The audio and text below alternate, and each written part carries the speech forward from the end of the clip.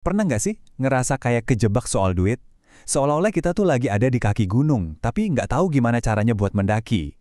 Nah, hari ini kita bakal coba petakan sama-sama perjalanan kamu menuju kebebasan finansial, mengubah semua kebingungan jadi kejelasan. Oke, yuk kita bedah bareng-bareng.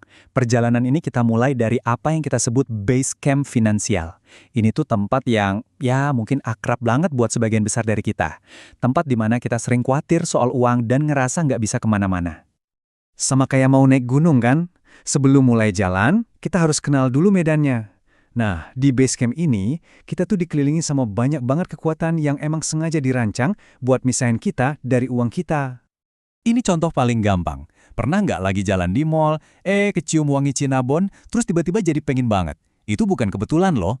Perusahaan tuh sengaja pakai pemicu psikologis yang kuat banget buat bikin kita lapar dan akhirnya beli sesuatu yang semenit lalu bahkan nggak kepikiran sama sekali.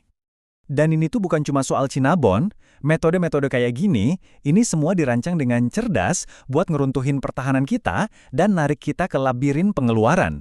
Jadi, langkah pertama yang paling penting dalam perjalanan ini adalah sadar dan kenali taktik-taktik ini.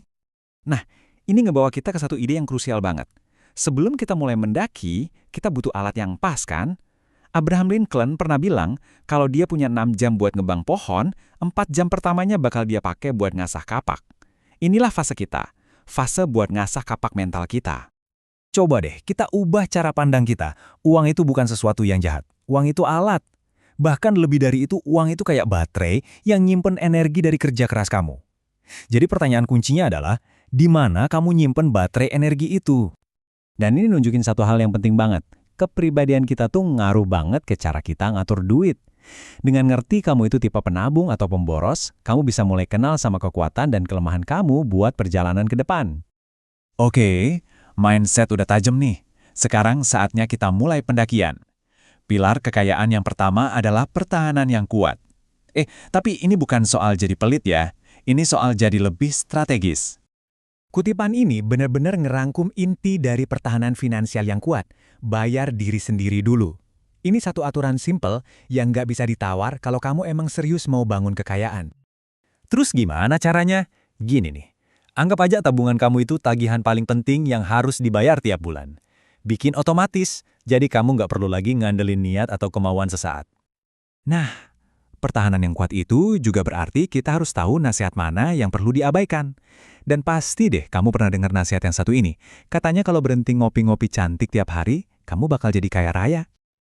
Teori aslinya itu bahkan menjanjikan hampir 2 juta dolar. Tapi angka ini tuh didasarin sama hitung-hitungan yang ngawur dan prediksi pasar saham yang kelewat optimis dari tahun 1999. Tapi begitu angkanya dihitung ulang dengan benar, hasilnya ya jauh banget dari impian. Pelajarannya apa? Jangan pusingin hal-hal kecil, fokus aja sama pemotongan dari atas, pengeluaran-pengeluaran terbesar kamu, kayak cicilan rumah atau transportasi. Itulah yang benar-benar bikin beda. Oke, sekarang kita masuk ke pilar kedua, dan kita bakal lihat gimana ini semua saling nyambung. Punya pertahanan yang kuat itu penting banget, tapi itu aja nggak cukup buat bawa kita ke puncak. Kita juga butuh serangan yang kuat buat naikin potensi penghasilan kita. Kutipan dari Elon Musk ini jadi patokan yang pas banget buat strategi serangan kita.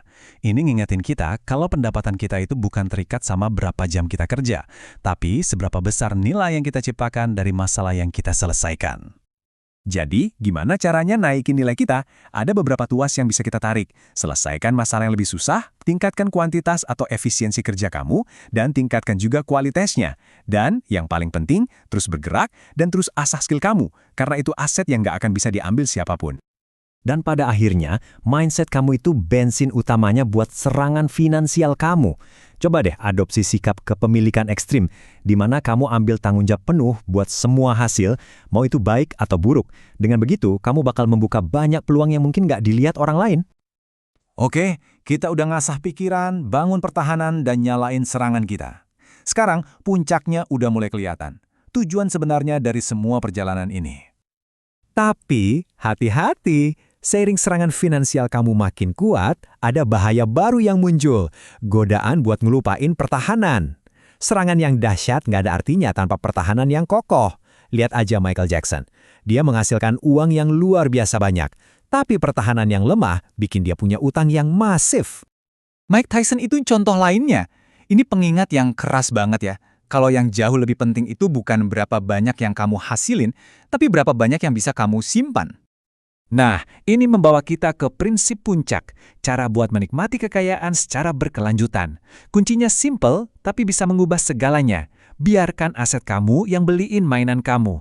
Jadi, pakai keuntungan dari investasi, bukan dari gaji, buat beli barang-barang mewah.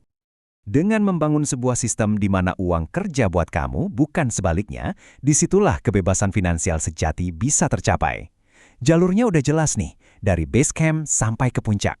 Satu-satunya yang tersisa sekarang adalah, kamu mau ambil langkah pertama yang mana?